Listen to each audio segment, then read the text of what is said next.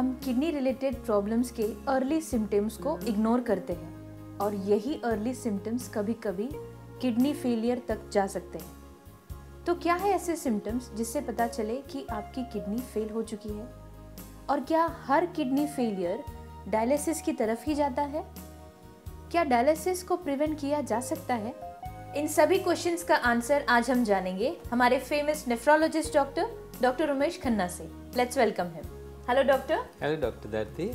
सबसे पहले तो मैं आपका बहुत बहुत शुक्रगुजार हूँ कि आपने ये सवाल पूछा, जिसके लिए हम अपनी पूरी ज़िंदगी हर नेफ्रोलॉजिस्ट कोशिश करता है कि कम्युनिटी सेवा की जाए और इस कम्युनिटी में किडनी फेलियर की बीमारी की संख्या को कम किया जाए।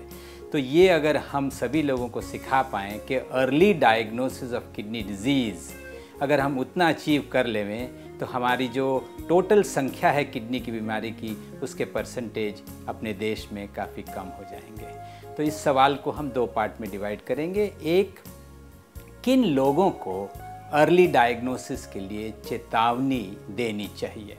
तो जैसे डायबिटिक पेशेंट्स हैं, ब्लड प्रेशर वाले पेशेंट्स हैं, जिनकी फैमिली में उनके पेरेंट्स को अगर कोई किडनी की बीमारी हो, जिनका वज़न बहुत ज़्यादा है, BMI 30 के ऊपर है, जिन्हें हम ओबीज करार करेंगे।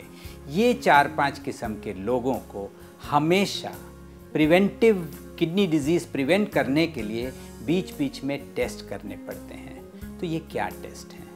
हर साल इन लोगों को यूरिन रूटीन, क्रिएटिनिन टेस्ट और GFR एस्टिमेशन ये अगर करें तो इन लोगों की अर्ली डिजीज़ पकड़ में आ सकती है। एट दैट स्टेज इस बीमारी को हम प्रिवेंट कर सकते हैं और उन्हें किडनी फेलियर होने से बचा सकते हैं। ये तो रहा अर्ली डिटेक्शन के लिए किस हाई रिस्क ग्रुप को हमें टारगेट करना चाहिए। तो हाई रिस्क ग्रुप कौन हुआ? डायबिटीज़, ब्लड प्रेशर वाले, family history of kidney disease वाले, स्टोन पेशेंट्स और जिनको रिकरेंट यूरिनरी ट्रैक इन्फेक्शन हुआ है। ये 5 लोगों का जो ग्रुप है, उन्हें बार बार हर साल 40-45 की उम्र के बाद यूरिन और ब्लड के सिंपल टेस्ट करने चाहिए, जिससे किडनी की बीमारी का अर्ली डायग्नोसिस हो। अब रहा सिम्टम्स क्या होंगे। तो ये तो सब विदाउट सिम्टम्स वाले केसेस हैं। अब जिन्हें अर्ली बीमारी लग गई, उन्हें कैसे पहचाना जाए कि इसे किडनी की बीमारी लग चुकी है। सो एक सिम्टम जिसका ध्यान रखना चाहिए, यूरिन में झाग आना, फोमी यूरिन, फ्रॉथी यूरिन। तो इसका मतलब है कि उसके यूरिन में प्रोटीन जा रहा है, यानी किडनी जो एक किस्म का फिल्टर है, उसमें से लीकेज होनी शुरू हो जाती है और प्रोटीन चला जाता है। ये अर्ली स्टेज है। इस समय उसका क्रिएटिनिन या GFR नॉर्मल रहता है। लेकिन यहाँ पर अगर हम उन्हें एक दवाई आती है जिसे ACE इनहिबिटर्स कहते हैं, वो गोली अगर हम इन्हें दे देवें तो उसकी बीमारी वहीं पर अटक सकती है या इम्प्रूव हो सकती है।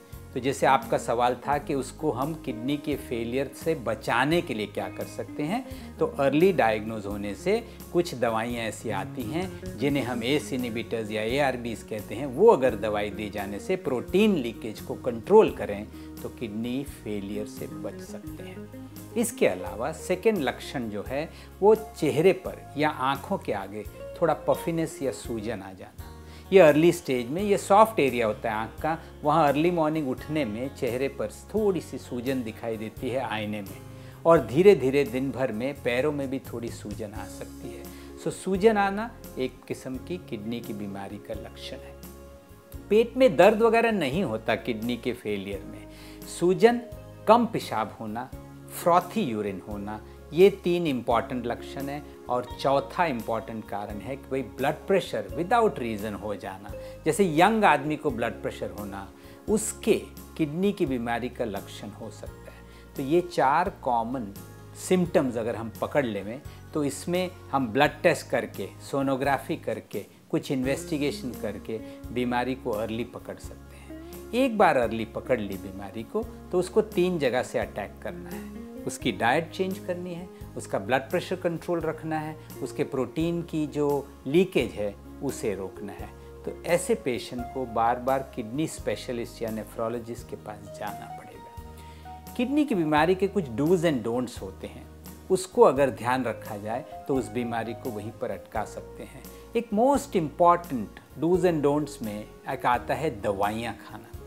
सो जो ज़रूरी दवाइयाँ हैं वो ज़रूर खानी है और जो दवाइयों से किडनी को नुकसान पहुंचा जाता है, जिसे हम इंग्लिश में नेफ्रोटॉक्सिक ड्रग्स कहा जाते हैं, उसमें चीफ अमंग्स देम आर कुछ एंटीबायोटिक्स, कुछ पेन किलर्स, कुछ हैवी मेटल्स या भस्म्स।